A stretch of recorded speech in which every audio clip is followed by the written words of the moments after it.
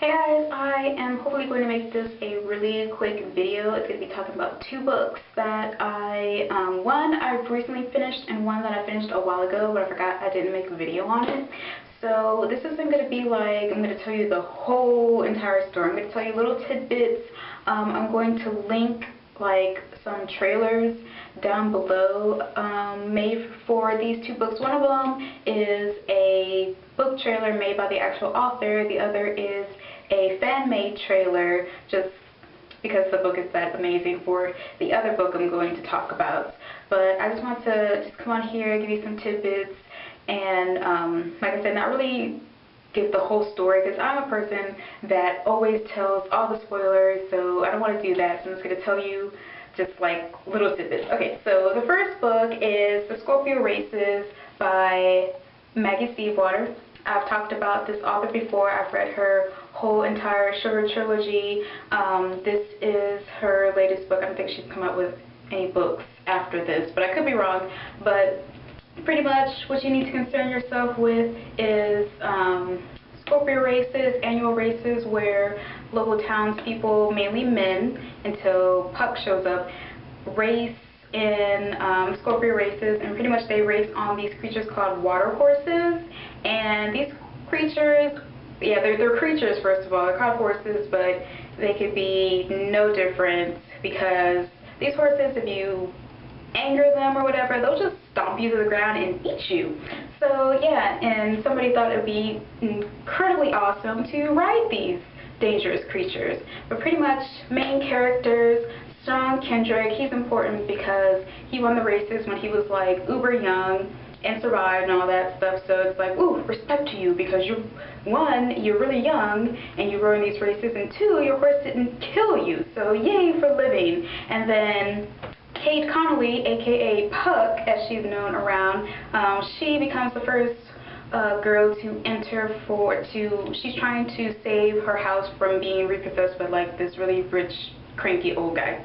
So the author has explained this book as the show Deadliest Catch meets My Little Pony, and I have to beg to differ a little bit on that. I think it's Deadliest Catch meets Seabiscuit, the movie, with little sprinkle of like Jurassic Park scary elements in there, because these creatures, it's like, of course some idiot guy would decide, yeah, this is a great idea to ride these things even though they could kill us at any moment. But a really, really good read. There's adventure and thrilling like events in there, suspense, you know, danger, all that. Well, you're dealing with dangerous creatures, so obviously there's going to be danger in here, and a little bit of sprinkle of romance in there, like how she did that. It's not overly sappy or anything. It's just, it's right at the right time. But a really, really good book. Check out the movie trailer link below for that.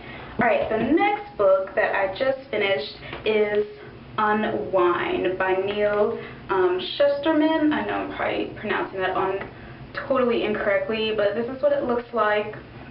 Pretty much, this book, it's like, apparently there was a big war. You know how there's a war, not war per se, but battle, argument, whatever you want to call it, over like reproductive rights, abortion, birth control, all that other good stuff.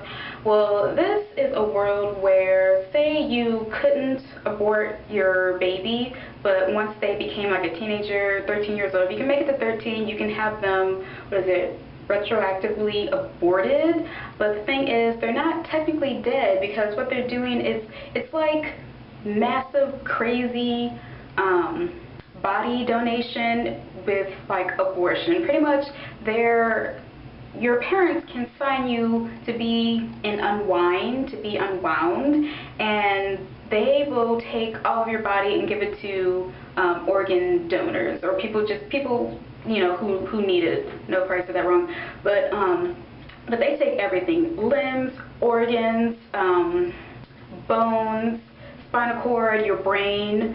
Like, they are chopping you up and giving you out. So technically you're not dead. That was the argument. So technically all of the unwinds, unwind is a noun in here, it's describe a person. Technically, the Unwinds are not dead. They're just living in a divided state. And you see that because even though, like, when you think about stuff like the brands, like, you know, it can only belong to one person, but we've gotten so good at organ donation and organ donorship or whatever that we can transplant the brain now, and all the complications that go with it. So pretty much 3 main characters, Connor, Risa, and Leave, are all scheduled to be Unwinds, and through a series of events that Connor actually starts, they all meet up and decide to try to survive this, each coming from a different background. Connor's parents are like, you know what, you know, you're a crazy kid, you know, instead of sending him to juvie or therapy, we'll just send him to be unwound. So that's his story. And then Risa is an orphan who just isn't good enough. You know, she's very talented, but she's just not talented enough to keep. So it's like she's scheduled because there's run out of room of orphanage. So she pulled the short end of the stick, and she got to be sent off to be that. And then Leave, he is what people call a tithe. Pretty much, he knew all along he was going to be unwound, and he's part of like this really, really strict religious sect. And pretty much, since he is like the 10th child, you know how you're supposed to tithe 10% of everything, his parents take that to extreme and tithe him. And it's like, listen, I know God wants us to tithe, but I know he's not good for child sacrifices. Okay. So that's that. It is a thriller all the way. Both of these are like young adult novels, but who cares? They're really, really good. But yeah, this one kind of kept me up at night because I was so worried about. I finished it less than 24 hours because I had to know what happened to these kids, you know, whether they lived or died, whether they got a safe place to stay for the night, blah blah blah, they still on the run. I just had to know. So I really could not put this book down until I finished it. Really good read. Hopefully I didn't give too much away. I was trying not to. I just want to give you the gist of it. It's like the freakiest, extremist organ donation, and I'm not here to hate on organ donations. We need people to donate their own organs, but in this book they get way, way too carried away with it. Okay.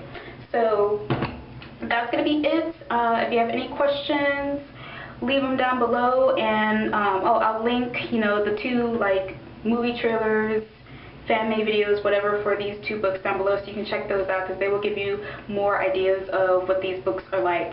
And I really hope you guys check them out. I love to read. Even though I really don't have time to read, if I find a good book, I will make time for it. So I hope you guys enjoyed this. I hope I didn't talk too fast. I didn't want to make this a really, really long video. So I hope you guys enjoyed it, and I'll see you all in my next video. Bye!